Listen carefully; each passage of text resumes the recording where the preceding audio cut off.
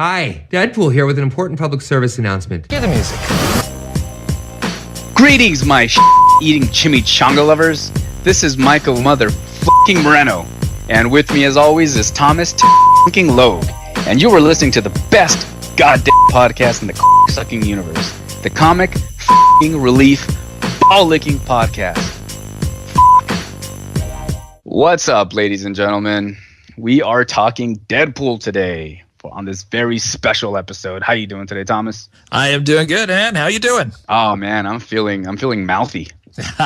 Merc with the mouth. Yeah, a little vulgar. All right. So because of, everybody's excited for the movie coming out on Valentine's weekend, we decided that we would do a all Merc with the mouth podcast. So Deadpool has always been one of these characters that since he was created, it was a slow burn, but he had like a kind of a cult following before he became real mainstream. Everybody knew who Deadpool was. Everybody knew the mask, but outside of comics, not so much, right? He wasn't a Spider-Man. He wasn't a Hulk. He wasn't one of these big A-lister names. He is now. And that's the thing. Like when he first came out, when Rob Liefeld drew him in New Mutants, and, he had 2 appearances there because he appeared in 98, I believe it was. Not a lot of people knew who he was. He had a few appearances and it was like, okay, here's this guy. He looks like Spider-Man, whatever. If you look at that now, it's amazing how popular he is now. It was a slow burn. Once that fuse was lit, once it caught up to the TNT, he was everywhere. And I have to ask you, what do you think made Deadpool as popular as he is now? Like, at what point do you think that happened? Like, what was the fuse? I mean, I don't know any one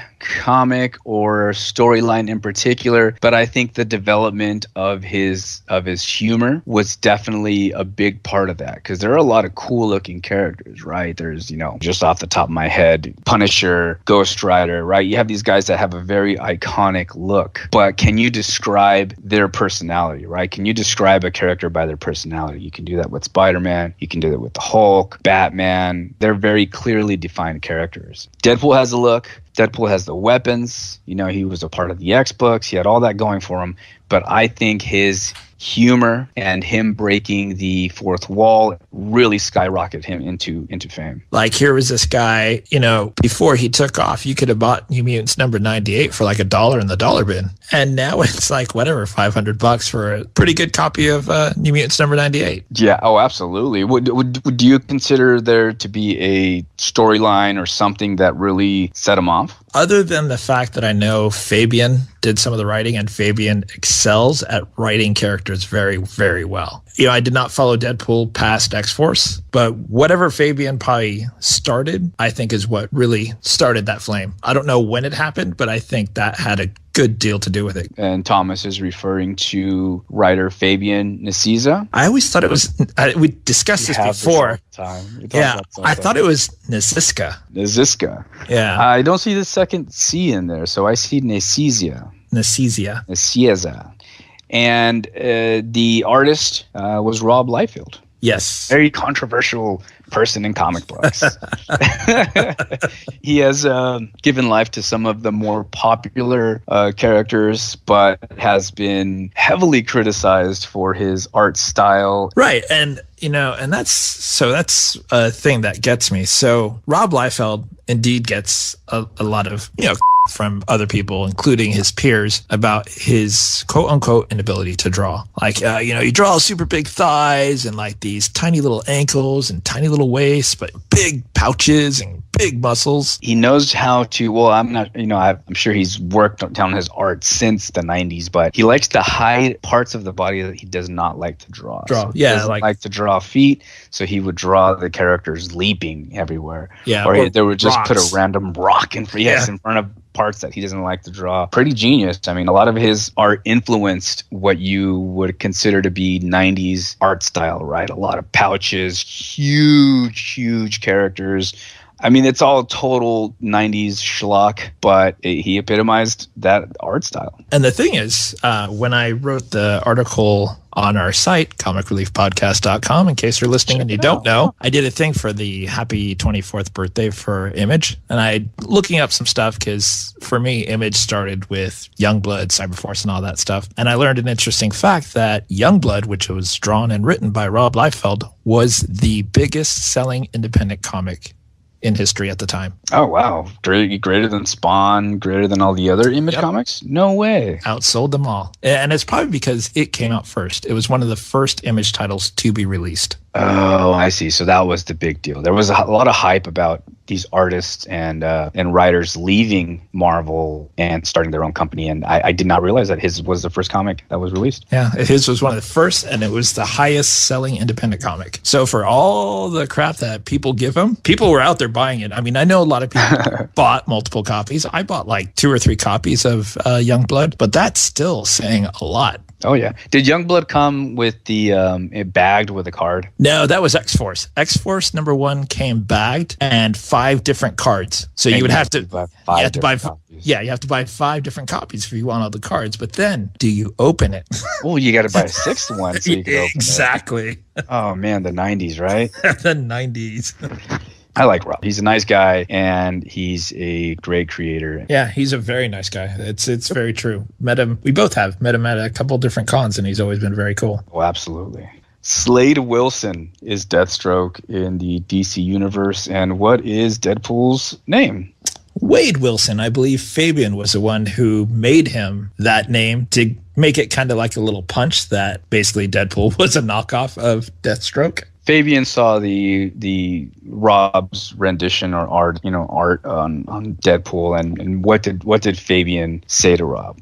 He had said something along the lines that he had pretty much drawn Deathstroke and a mixture of Spider-Man. So the I don't think either Rob or Fabian deny these similarities. But to be fair, though, do you really think at the time that they created Deadpool, they could see that Deadpool becoming one of Marvel's biggest characters or biggest names? No, and both Marvel and DC have done something similar where they take and create a character that is clearly a knockoff of the other companies. Absolutely. There's a number of these type of characters. I mean, you can go down the list, and I'm sure if you just Googled it, similar characters, they'll be the top 10, the top 5, the top 20. No, I was going to say you can take anything from like Hyperion from Marvel is basically a knockoff of Superman. Gladiator is a knockoff of Superman. Oh, yeah. Yeah. Look, if it works, it's like Coke and Pepsi, right? If it's working for one company, why not try to, why not have a similar character in your lineup, right? So you can at least have those traits, those character traits. And what's funny is if you showed someone the Deathstroke kind of color scheme and pattern, I'd hazard to say that, maybe a handful of people might recognize it, people that know comics. But if you showed, someone the Deadpool design, you'd probably get twice that, and probably even more after this movie comes out. Oh, yeah. It's just like what we've joked about at conventions we've gone to. Everything you see there is Harley Quinn and Deadpool. That's all you see. Well, not all you see. That is the majority of what you see is Harley Quinn and Deadpool. Yeah, very popular characters. Very similar, too. There's a lot of similarities between those two characters. Characters that don't take themselves too seriously, that don't take others seriously at all. A lot of comic relief. I mean, the color scheme is almost similar, red and black. Red and black. So it's definitely the female Deadpool or the male. I would say the female Deadpool over the male Harley Quinn because Deadpool came first. Did he?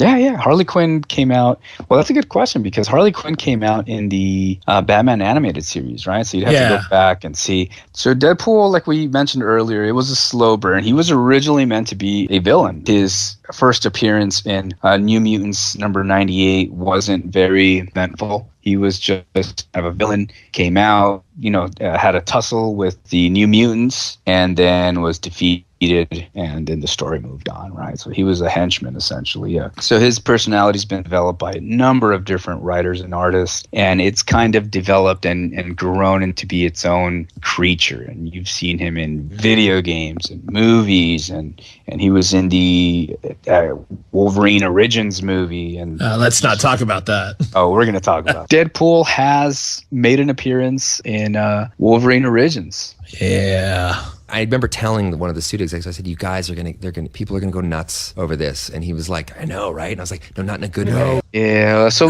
I know it's going to be it's really easy to jump into what sucks, right? Because people have done that. They've beaten that dead horse. I remember getting a call from that same executive who was like, "Can you fly back so we can reshoot some of this stuff?" And I was like, "I'm shooting another movie." Let's talk about what they did get right. What did you like about Deadpool in Origins? Well, the thing for me is actually 95% of the movie is actually okay. It is that last 5 minutes for me. Some guy was just like, "You know what would be really cool besides this 8-ball I just snorted? let's give him laser eyes."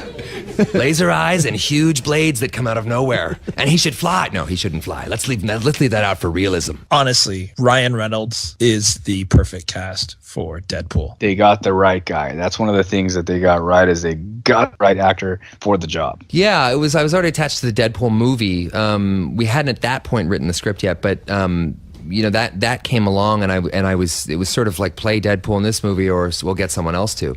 And I just said, I'll do it, but it's the wrong version. It was Deadpool wasn't correct in it. So every line I have in the movie I just wrote myself, because it's in the script that we had, it just said, Wade Wilson shows up, talks really fast. I was like, what? What am I supposed to do with that? So I had fun with the beginning stuff. I felt like that was pretty appropriate for Wade Wilson. Ryan Reynolds is Deadpool. I mean, without all the killing, but his natural ability to be sarcastic and still be funny, not like an asshole. That's just something Ryan Reynolds does so well. They got the right actor.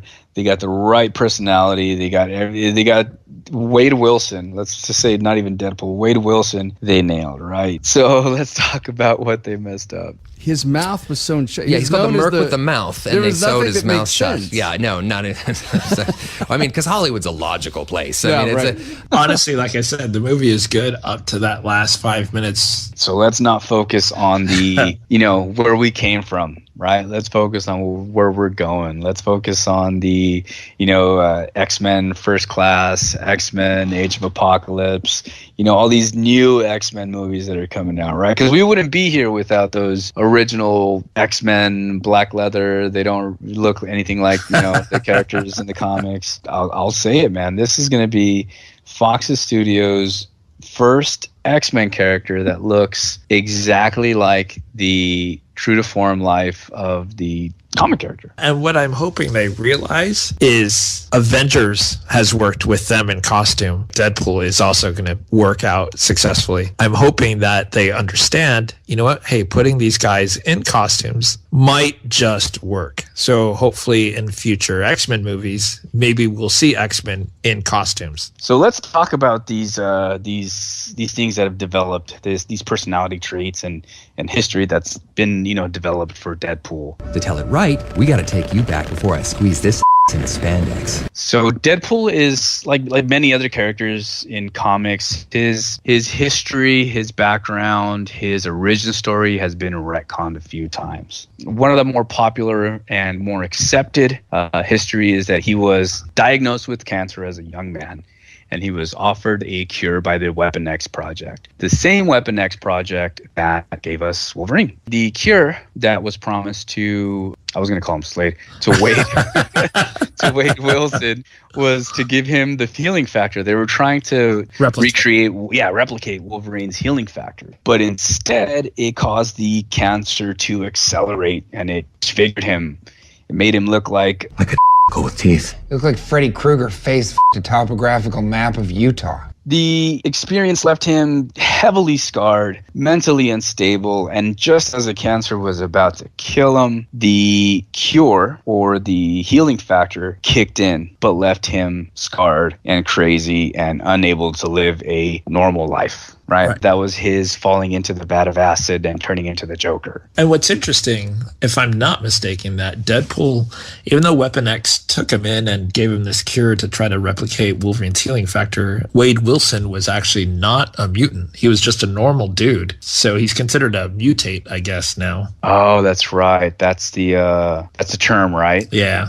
because it's altered his genetics. But he's not a mutant in the traditional sense that the X teams were, even though he's, typically very closely associated with the X books and the X-Men teams and Cable, and he has a healing factor. He's not a mutant. Yep.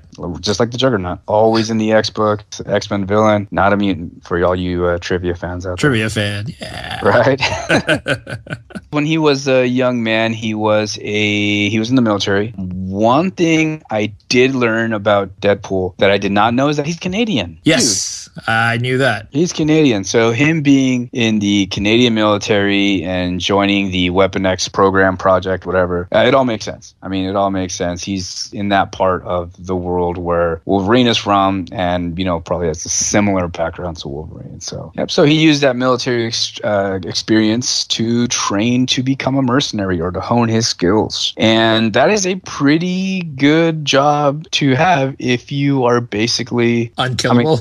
Unkillable. Yeah, exactly. I was gonna say invulnerable, but he's not. He gets damage. He takes damage, but you can't kill him. So mercenary is a pretty darn good line of work. So let's go over some of the trademarks. We talked about his recognizability in his costume. What are some of the Deadpool trademarks? What do you need to have the Deadpool character be Deadpool? The number one thing for me when I think of Deadpool is his his dialogue, his banter, his wisecracks. That is the first thing I think of when I think of Deadpool. And what's funny is, because of that and because of the red and black costume, he gets often mistaken for Spider-Man, and he's very similar to Spider-Man. And what I really, really like about his interactions with Spider-Man is Spider-Man, or Peter Parker, is that character as well, right? He's obnoxious. Has that banter. He annoys the heck out of villains when he's fighting.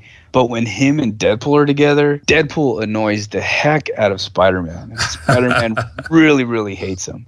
And all Deadpool wants to do is be his friend. Honestly, it reminds me of Bugs and Daffy. Like when one is the character in his solo cartoon, they are Bugs is the main protagonist, right? Right. When you get Bugs and Daffy, they just go at each other, and they're just kind of smart alecking off of each other. I don't know. It's kind of reminded me like that a little bit. Right? It reminded me of that. One of the other trademarks is he carries twin blades on his back. You usually see him with his twin blades. He'll always have guns and grenades and all these other cool gadgets, but he has the twin blades strapped to his back. So you definitely need that. And one of the other things that is known with Deadpool is him breaking the fourth wall. He acknowledges that he's in a comic some of the time. Like he'll do the thing where his hands are outside the panel, kind of like he's looking out, that type of stuff. That is a big one, and he does it on all the different platforms. He'll do it in video games, right? He'll tell the person controlling him what to do, or that he's doing combos, right? It's always his thing. Or he'll say out loud that he created just ridiculous stuff. And in the cartoons, he mentions that he's in a cartoon. He constantly breaks the fourth wall and talks to the reader. You have to wonder, is he the most insane character in comics, or is he the most sane character in comics? Because he knows. He knows he's in a comic, right? Nobody else knows. Everyone thinks all the other characters are living their fictional lives, except for him. He knows he's the only one. So also extreme violence. He takes a lot of punishment. Another one of his traits, besides extreme violence, is his ability to be completely unpredictable. For example, Taskmaster can't mirror Deadpool's fighting style. Taskmaster does not like to fight Deadpool because Deadpool is so unpredictable that he can't keep up. Dude, that's actually pretty cool because I am a huge fan of Taskmaster. Love Taskmaster, yeah. Yeah, and that's actually a pretty cool notion that someone's instability mentally creates an improbable fighting style that Taskmaster cannot mimic. Yeah, that's a really cool little trait. And they're two cool characters. I do like Taskmaster and Deadpool a lot. I thought that was pretty neat too. He in one of the recent miniseries, he fought up against Carnage, and he was essentially just doing the bounty hunter thing. I don't think he actually had a bounty on Carnage. I think he just kind of felt like it was his civic duty. He does this every once in a while. He's not necessarily a villain, right? Deadpool thought it would be proper for him to chase down the escaped prisoner, right? Because Carnage had broken out of jail. So Deadpool goes after him. Of course, Carnage makes short work out of Deadpool, destroys him, moves on. And Deadpool starts tapping into his own unpredictability and his own mental carnage. And he's able to track Carnage, and he just becomes a thorn in Carnage's heel over this 4 or 5 issue story arc. And Carnage just, he can't deal with him because he keeps coming back. He's just as unpredictable, if not more than Carnage. And then, of course, Deadpool finally ends up defeating Carnage. And, you know, no spoilers, but... You were telling me about how he beats Carnage. But if you don't want to spoil it, that's cool. I thought it was pretty cool as to why or how. Let's just call it spoilers. Go ahead. All right. Spoiler. Stop listening for about 2 seconds because that's all it's going to take. That's what she said. The fact that Carnage, from what I remember you telling me, that Carnage basically got sick and tired of Deadpool chasing him around, that he finally said, screw it, I'll go back to jail. He put himself back in jail. He basically turned himself in. That's pretty awesome if you consider how insane Carnage is. There's always these scenes at the beginning of most Deadpool stories where he's sitting in his couch watching TV, and there'll be a number of panels where he goes like an entire day or two just flipping through channels. And I think he just saw that Carnage had escaped, and he just got up, put his mask on, grabbed his gear, and just went after him. So... One of the things with Deadpool that you just accept it's going to be like this crazy. If you're picking up a Deadpool comic, you know that weird stuff is going to happen. And there's going to be like maybe 10 different types of Deadpool. He's going to get pulled apart like 6 different ways. And in the end, he's still going to win. Exactly. But they have managed to write some really deep, really introspective Deadpool stories. But you're right. It always comes with a bunch of ridiculousness and nonsense. And sometimes they'll even plug him into a super serious story and Deadpool, or a super serious team. Think like Dark, where it was like Archangel and Psylocke and Wolverine. Oh, X-Force. X-Force, there you go. And it was like this super dark team, and there's super dark costumes, and everybody looked serious, and Deadpool was in there too. And so he's also associated with a few different characters, are commonly associated with these characters. He has his allies, they're begrudgingly his allies, but he's most commonly associated with a Cable. Yes. Because it was, of course, tied into his first appearance, and they've just kind of always plagued poor Cable with Deadpool. And they're just a classic odd couple. Straight man and a wild card. I mean, Cable is about as straight of like this old grizzly cop type character, right? And then you throw Deadpool in with them, and it's just shenanigans. It's weird because when I think of Cable and Deadpool, I think of Lethal Weapon. There you go. Because Cable is basically Danny Glover's character, and and Deadpool is basically Mel Gibson's character. Dude, that is pretty spot on. I never even considered that. That is pretty good. That's it. And you could even call it. How come they haven't done a Cable Deadpool Lethal Weapon miniseries? Yeah, Deadpool Lethal Weapon. Yeah, that would be so perfect. Where Cable's like, he's maybe a couple of weeks away from accomplishing his mission and going back to the future, right? Yep. He's about to retire and go back to his timeline. Exactly, and they've let Deadpool back into the X-Men, and they've partnered him up with Cable on the last mission. Dude, it practically writes itself. It does. Marvel should be listening and hiring us right now. Deadpool, right? Lethal Weapon.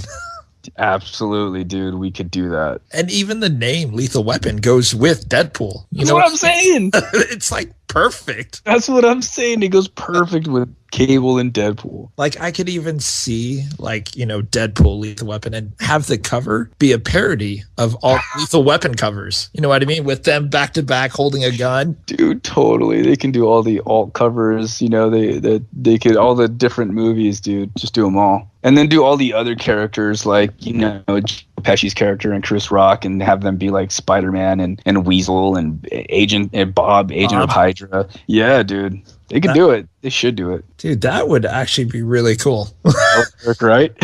And if you think about it, there's been 4 Lethal Weapon movies. Boom. 4-issue limited series. Dude, that's it. This needs to happen.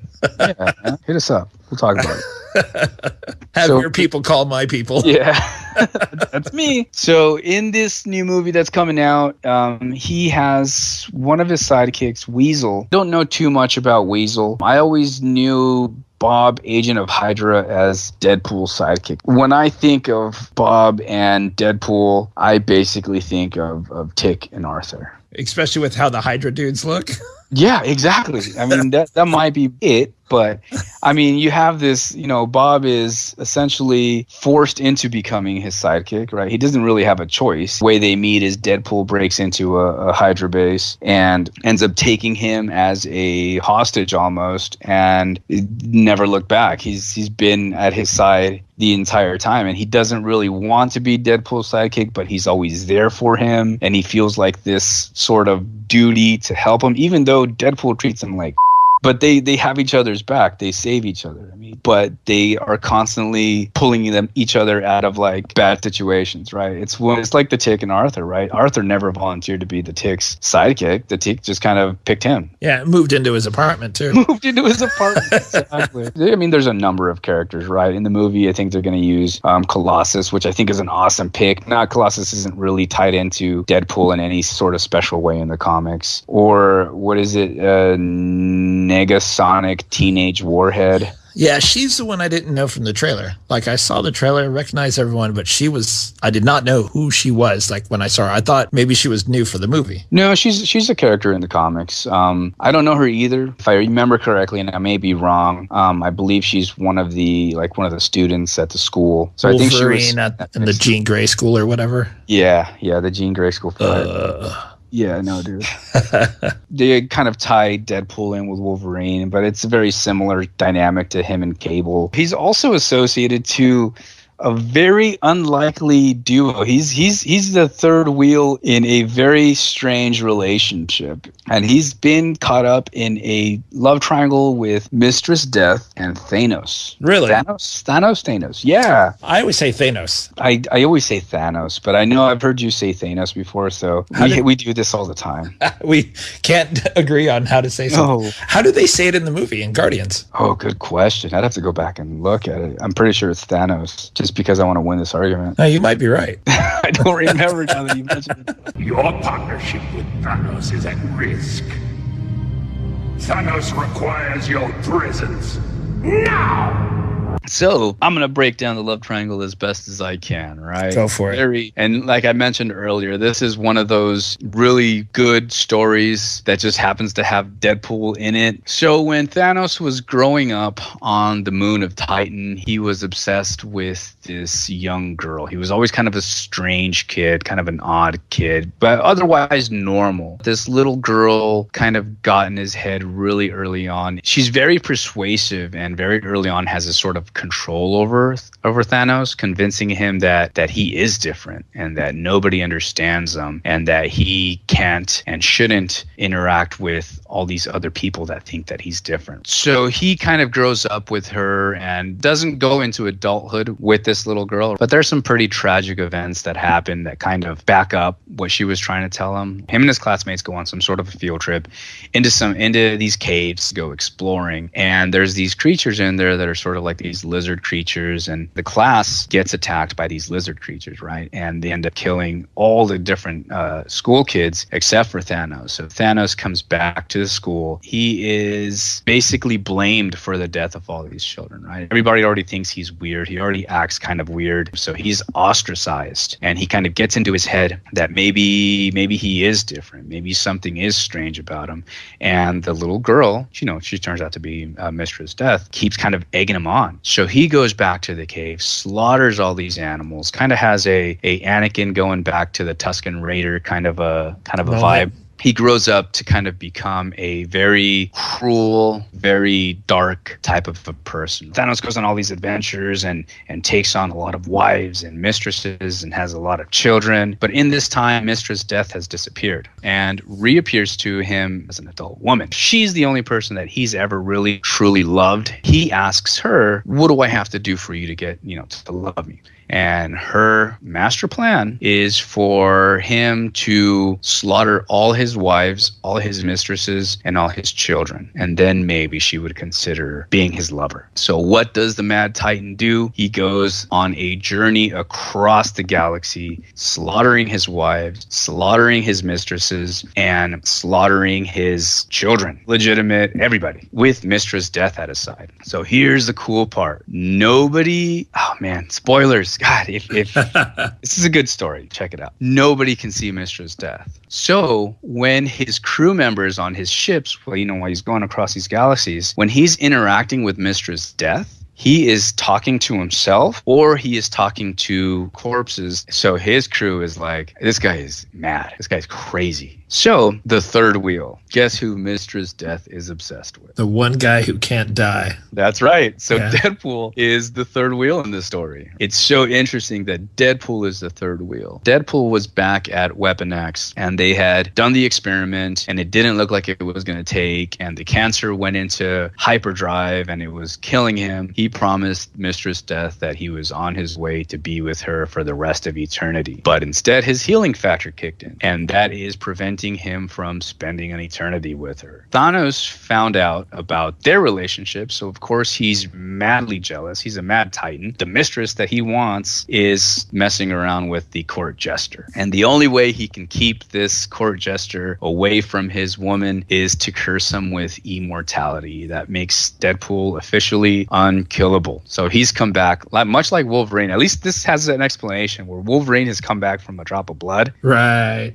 and kind of regenerated from that. At least Deadpool has an explanation. Thanos has cursed him with immortality, so he can never be with Mystra's death. The only thing I wonder, did she like Wade Wilson before he became Deadpool? Because I would assume it would be like after, like, here's this guy who can't die. So it's kind of like that, I want what I can't have kind of thing. That's So a good question, because he was a pretty kind of an unassuming dude. His parents were divorced. His dad was drunk and abusive. There's nothing there that says, he was a special dude. He definitely had a villain origin. So I'm not sure. I wonder if she knew what he would become, because death always knows when it's coming. Perhaps her obsession with him, knowing that he would become immortal in an ironic twist, is Thanos sees that and makes him immortal. So basically makes him what he is. And it's his own fault. Dude, that's so perfect. It's like chicks always want the guys that they can't have, right? And dudes are the same. They always want what you can't have, right? And also wants Mistress. He can never have her. Mistress Death wants Deadpool. She can never have him. And Deadpool is just over here eating chimichangas. Yeah, chimichangas. So one of the other cool stories that I have, and this one's actually my favorite. I like the love triangle. I thought that was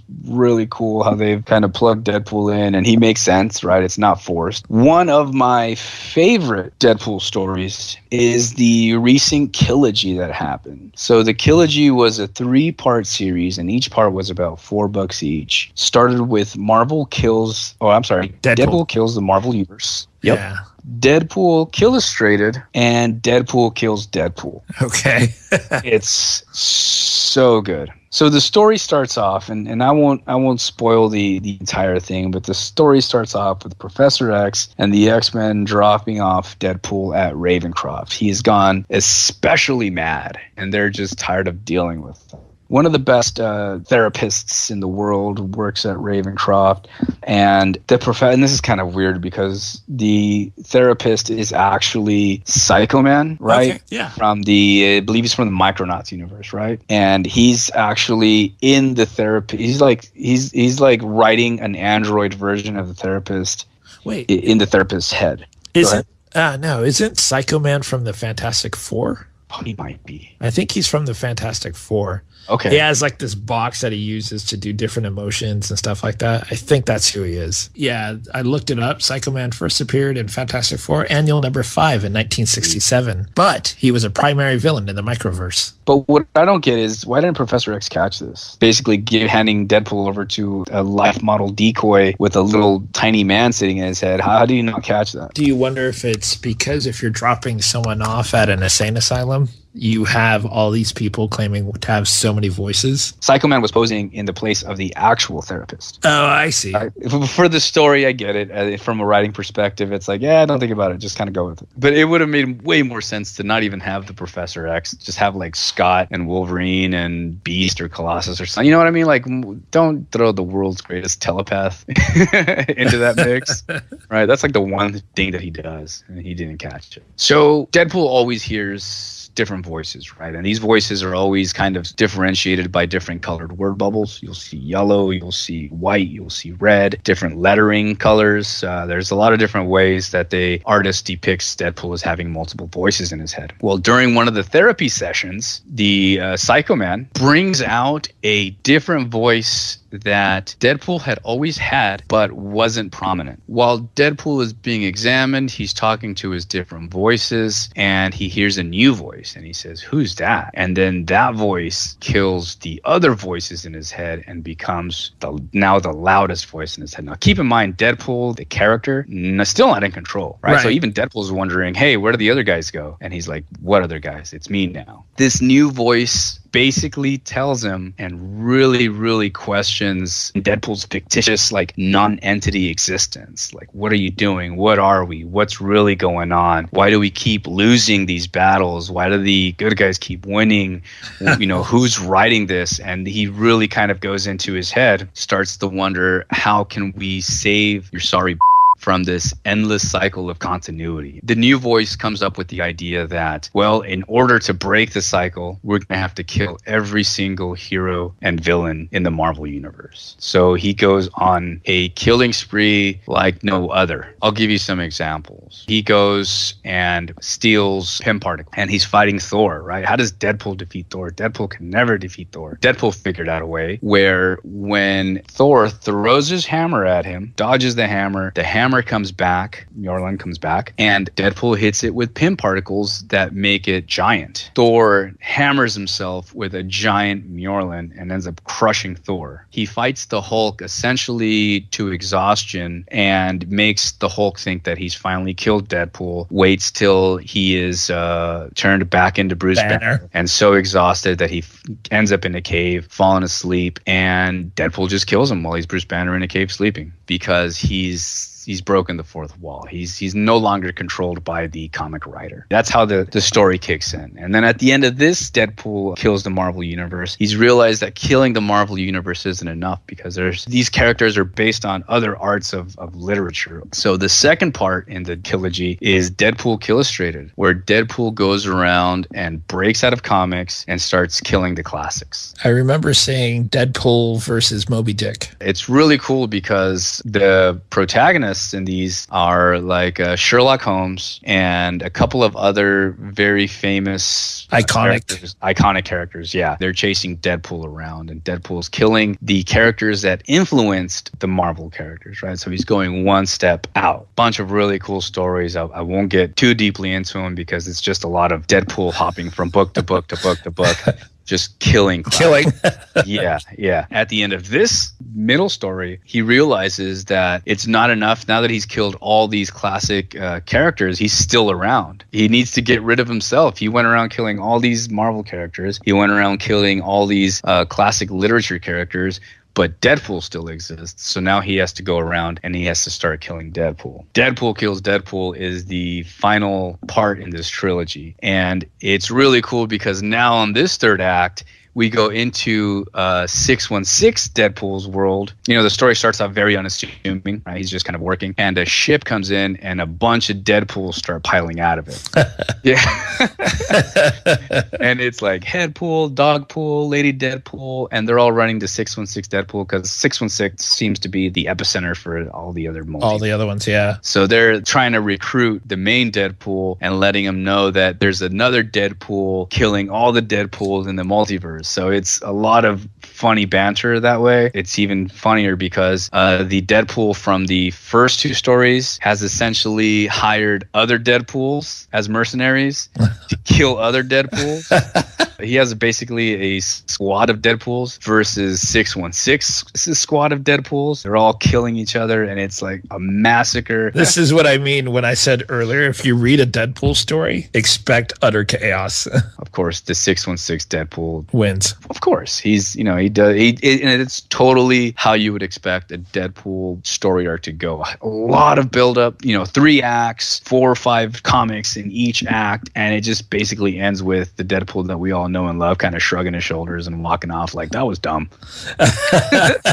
If you guys have the opportunity to buy the complete series or whatever, I do highly recommend it. It's really good. So that kind of brings us into kind of to close this part of the podcast out. We're going to record after we watch the movie. We decided to do sort of a 2-parter with the Deadpool hype, at our doorstep. The movie will be out next day, so this is the day before the movie is released officially. So it's going to be interesting to see what happens. So by the time you, chimichanga eating listener, hears this podcast, you probably would have already seen Deadpool. If not, what the heck are you doing listening to this podcast if you haven't seen Deadpool yet? Because we're going to be talking spoilers here very soon.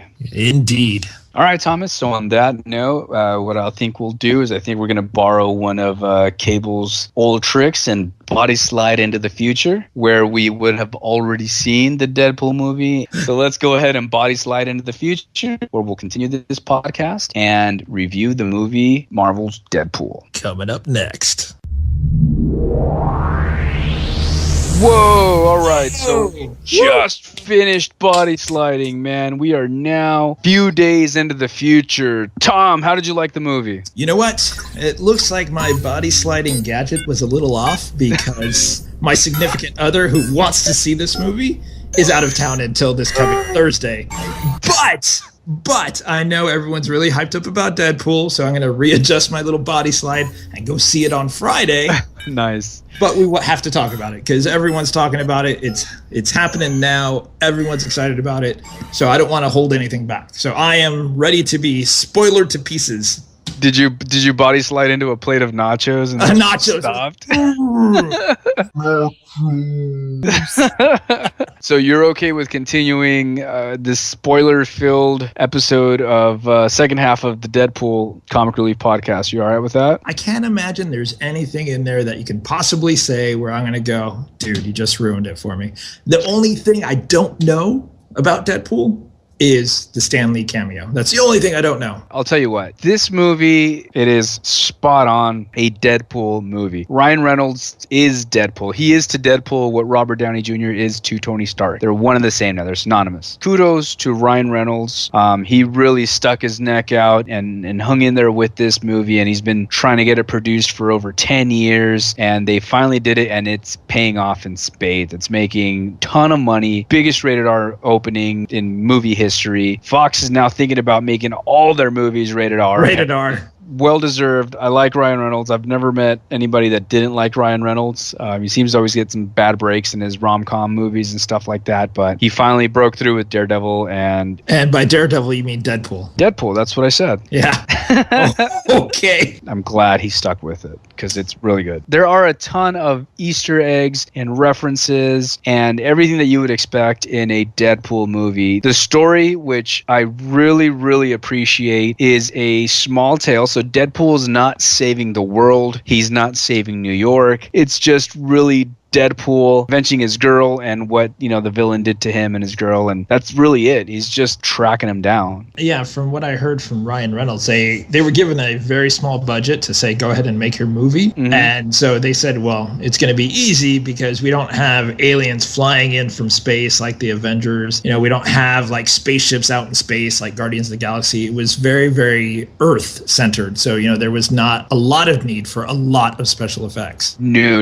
And it really feels like a true street level mercenary kind of what you see in Daredevil and the Netflix movies and Jessica Jones with just a bit more CGI because Deadpool does go over the top. This movie hits you right off the bat with references. Within the first minute, there's already a reference to Rob Liefeld. There's already a reference to Green Lantern, to Hello Kitty, to you name it. And it just is nonstop. You can't really spoil this movie because it really is Deadpool origin, which stays fairly true to the comics, chasing down the bad guy, and spoilers, killing the bad guy. And that's why I wasn't worried about talking about it, even though I haven't seen it yet, because it's like when the movie The Hobbit came out and people were like, dude, spoilers. And I'm like, dude, it's a book that's been out since like 1937. It's been around for a while. You know, Deadpool's been around for 20 years. You know what I mean? Yep. Everything I've heard, it is pretty much the comic put into a movie. And even the scenes before Wade is turned into Deadpool,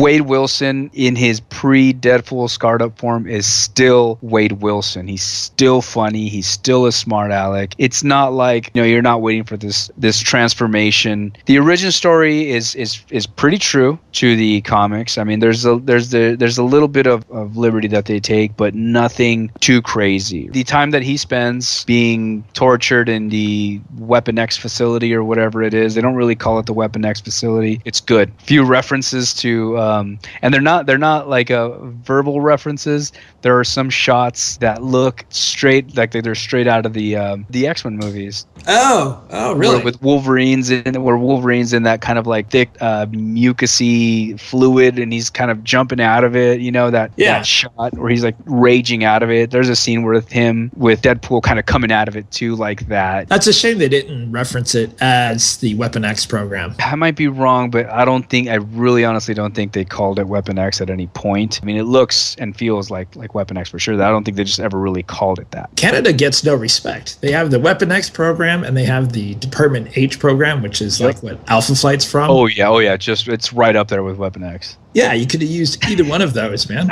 No, seriously. No, I know what you're saying. They could have easily just tossed in an Alpha Flight reference on the cheap right there, you know? They'd probably throw Sasquatch out there and he would kill Sasquatch and then you'd rage. I'd come out of the mucus. Totally, dude. Okay, so let's talk about his supporting cast. Okay, go for it. First of all, let me start off by saying, honestly, and this is what made the movie for me, this movie felt like the first true X-Men movie. This is my favorite X-Men movie to date. But here's the thing, though. Colossus is done so well. He is 7 feet tall. He's a gigantic monster of a mutant. I mean, he's huge. But he has the Russian accent, and he has that gentle giant attitude in this movie as well. Which is what Colossus is. Totally. He's like he has like the heart of a poet. The painter, because that's what he used to do. He used to be a painter. And they totally translated that into the movie, and they absolutely nailed it. And Negasonic Teenage Warhead, who again I've never heard of before, I wasn't really too impressed in the commercials and the previews. She seemed a little emo. But after watching this movie, it is perfect because she is Colossus's understudy. It works so perfectly because they give this big lug, this like emo teenager sidekick / student. Their chemistry works out so well. It's so perfect that way. I watched a interview with Ryan Reynolds, and they said they dug up some obscure characters, and her being one of them. I guess she only has like a few appearances. Oh yeah, I'm not surprised. Such a cool reaction that Deadpool has to her name when I forget who says her name, and Deadpool is just like, "What the shit? That is an awesome name," and he just goes off about her name. And they're in the movie for a good chunk of time. One of my worries was that Colossus was going to make a quick cameo, say a few words, and then just kind of disappear. That was my concern. I was thinking that what you see in the trailer where he walks up to that chick and then she hits him and slams him back, I was like, I wonder if that's all we're going to see of Colossus. No, he was actually in the movie for a good chunk of time. Him and Negasonic Teenage Warhead. So some of the other supporting characters are Vanessa, which is the love interest, Morena Baccarin, and Weasel, TJ Miller. Isn't she the chick from Gotham? Now that you mention it, I was wondering where she was from. Yeah, she's Gordon's wife or Gordon's girlfriend, whatever. Girlfriend, the new, the medical chick. Yes, and she is hot in this movie, man. She is beautiful in this movie. And you know what, man? And here's a spoiler. She plays a prostitute in the movie. Wade Wilson is so up, and she's so up. It's a believable love story, and you care about them. It is a pretty good love story because it's just as screwed up as Deadpool is. And Vanessa, actually, I pulled this up. She is in the comics now. I don't know if they're going to be doing this, but she plays Copycat. I mean, she doesn't play Copycat. Vanessa is Copycat. They don't mention it at all. They don't even hint at it. There are too many references to name off. Hello Kitty gets a bunch of shout outs. For those of you that don't know, the official Deadpool movie page only follows one other page on Twitter. It's Hello Kitty? It's Hello Kitty. Yeah. That was one. There's got to be a reason. So weird. Actually, I won't give this one away, but there's a reference to a character that we don't really we're not really a big fan of. I don't think you are anyways. But she's kind of one of the test subjects sitting around. And it's really quick, but you might actually... Can I make a guess? Yeah, go for it. Is it Ecstasy? No, it's not Ecstasy. Okay. Because as soon as you said not a fan and her, that's the first person I thought of. There is a reference to Ryan Reynolds as well. So here's the deal with this reference, right? The reason Ryan Reynolds became interested in the Deadpool project is because he read one of the panels in Deadpool, I forget which issue it was in, but Deadpool in the books referenced himself as looking like Ryan Reynolds crossed with a Shar-Pei. There's even a friggin' helicarrier in the movie, dude. What? How did they pull that off? Well, I imagine it as long as they don't put any like shield emblems or anything on it, it's just a flying ship. Yeah, it's a flying ship. There's a Stan Lee cameo. I won't ruin it for you. It is an awesome cameo. I totally understand why Stan Lee says it's his favorite cameo of all time. It's killer. That's the one thing I'm really looking forward to because it's the only thing I don't know. I love the fan theory that surrounds Stan Lee. He's the Watcher? He's the Watcher, yeah. That would be cool. I love that idea. That would be great, actually. So, yes, this movie is extremely vulgar and raunchy and perverted and inappropriate. They definitely push their R rating. In a way, you just kind of described my personality. Nice. Vulgar, inappropriate. Yeah, right. Gassy. That too. But yeah, I don't see how this movie would have worked with a PG-13 rating. It wouldn't have. You would not have the same effect. I started thinking about other R-rated movies I've seen. Blade, R-rated. Yeah. For violence, and it needs to be. The Crow, R-rated for violence. It needs to be. Dread, R-rated for violence. It needs to be. Like, if you get Deadpool and even Wolverine, these need to be R-rated movies. Now, unfortunately, Batman, I think, would fall under that list as well, but they would never do a rated R Batman movie, unfortunately. I think they could, but the problem with Batman, like unlike Deadpool and Wolverine, Batman is violent, but not to the point of death. Batman typically is like, I'm just going to get you with my batarang, get you in a hold, and knock you out. But the thing is with Batman, I don't think it's so much Batman himself would need the R rating, but I think the villains of Gotham that's true. That R rating, right? Yeah, like the Joker and stuff like that to show the violence. Okay, so the last person that we haven't talked about or characters are Ajax, the villain, and Angel Dust. And Ajax is played by Ed Skrein. Angel Dust is played by Gina Carano. Both really cool characters, really cool villains. I mean, they're definitely not Wilson Fisk level villains. They're definitely, I would say, maybe C-list in the movie type villains. I thought there was another character, the chick who was in Star Trek, who is Wilson's roommate, the blind chick. Oh my God, what was her name? Blind Al. Yeah.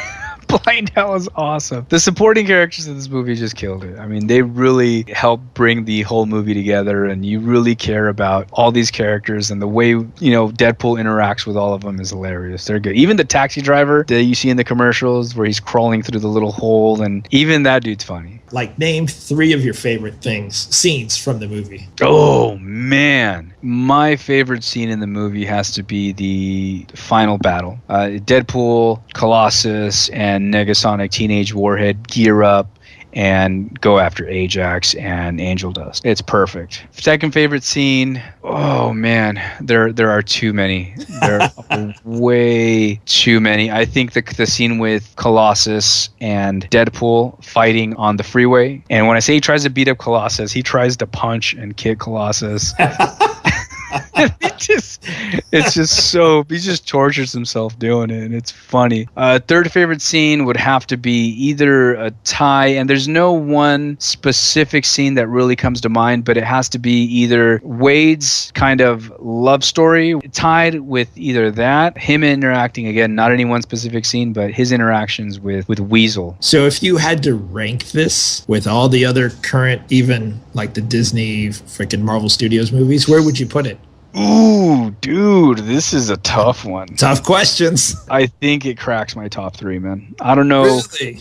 I don't know who I would bump in the top three. I would lean towards bumping Iron Man probably because it's the movie that's like farthest away from the more recent movies. But I would put it up there for me with Winter Soldier and Guardians of the Galaxy. That wraps up our Deadpool podcast, or Deadcast, our cast with the mouth, if you will. Thank you for listening. And Thomas, tell these good people where they can find us. Oh no, finish your tweet. That's fine. Just give us a second. All right, you can go to www.comicreliefpodcast.com to go to our website. Click on the little tab that says issues, and all of our podcasts are there. You can also go to facebook.com/Comic Relief Podcast. You can go to twitter.com/Comic Relief Pod, and then the letter C. And then we have a YouTube channel, but it's not been updated in a while. It's youtube.com/Comic Relief Podcast. Thank you very much, and thank you for listening. And go have a chimichanga.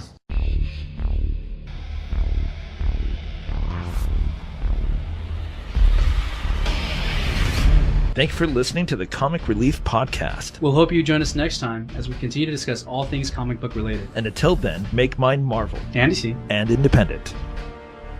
Don't forget to check us out at comicreliefpodcast.com, or you can visit our Facebook page at www.facebook.com/Comic Relief Podcast, or go to our YouTube channel, www.youtube.com/Comic Relief Podcast. And finally, there is our Twitter page, which is twitter.com/Comic Relief PODC. I'd like to give a special shout out to Travis Richards, who did the music for the Comic Relief Podcast. Visit his website at www.travisarichards.com.